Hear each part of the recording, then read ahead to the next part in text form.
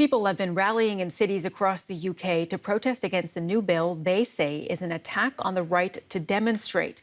The controversial Police and Crime Bill would grant police greater powers to crack down on disruptive protests. But critics say it will also make it more difficult to hold peaceful demonstrations.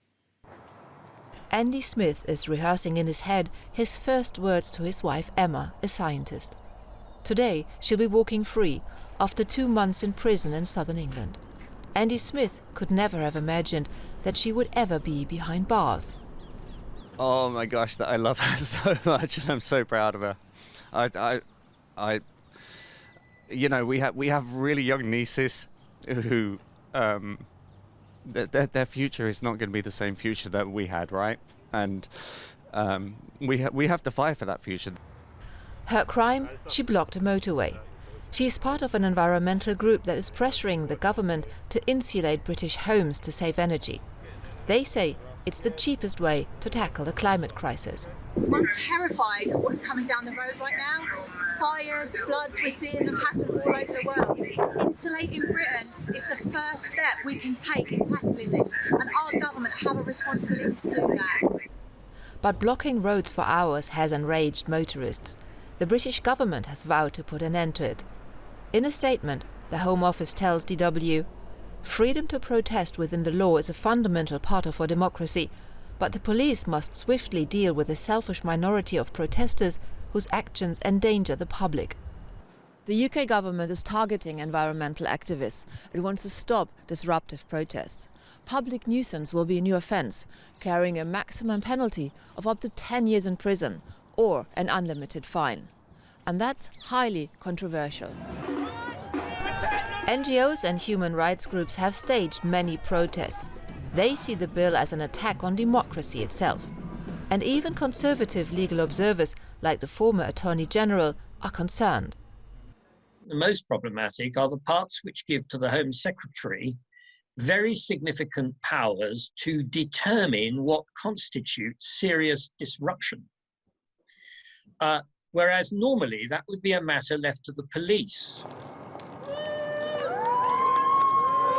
Emma Smart and her fellow protesters know that their disruption is controversial. But they see no other way than to continue breaking the law. It's our fundamental right that if our government is failing, that we can hold that government to account. These are our elected representatives. They are supposed to be protecting the people, and if they are failing at that, then it should be our right to stand up and protest. And the response of them to imprison of us is absolutely, it's draconian. For the moment, the protesters are happy to be outside. But with a new bill, it seems only a matter of time until they will be behind bars again. That report from DW's Birgit Maas, and she joins us from London for more on this story. Hi, Birgit. We saw there in your report that the UK Home Office told you that this bill aims to put an end to protesters whose actions endanger the public. What does the government mean by that? The context is, Sumi, that the protesters, and particularly the environmental protesters, have been peaceful, but they have been ever more disruptive. So motorways have been blocked, public highways have been blocked. They have tried to climb on top of trains. So the government and critics argue that lives could be endangered, for example, that ambulances will not be able to get through. So the protesters are saying that they will always let through ambulances and that it hasn't happened, but this is what critics and what the government say they are fearing. But it's not only endangering, they're also saying that they want to, in their statement, they also say that they want to guarantee that the public can get about their daily lives. So it's not just the endangering, but it's also the general disruption of the life in the UK that the government really wants to prevent. And this bill is likely to go through soon. I mean, what do human rights activists worry will happen? Human rights groups, environmental groups, but also trade unions, they see it very, very critically. They see it basically as an attack on democracy itself. For example, one union said that the bill would erode fundamental rights and also that would include trade union activity.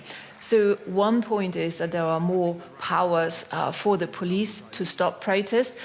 For example, more powers to stop and search people already preemptively when they might be on the way to a protest. And the other is that there are also more crimes. For example, locking themselves to something, gluing themselves to a motorway, but also locking arms, tactics that the protesters say the suffragettes have used for a good cause and has helped gaining the rights for women to vote. So there will be new crimes, and all of this, many people in the UK, many activists see as very, very controversial.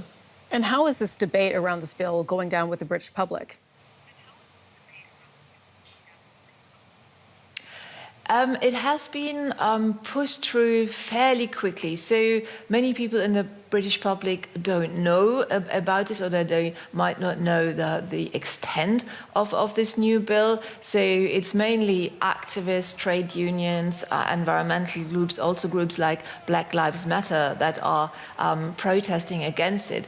But legal observers are saying that some of the amendments and some of the content that will be in this new bill has been pushed through at last minute and without proper scrutiny, so that even parliamentarians haven't been able to scrutinize the bill properly. And that's one of the main concerns that activists have.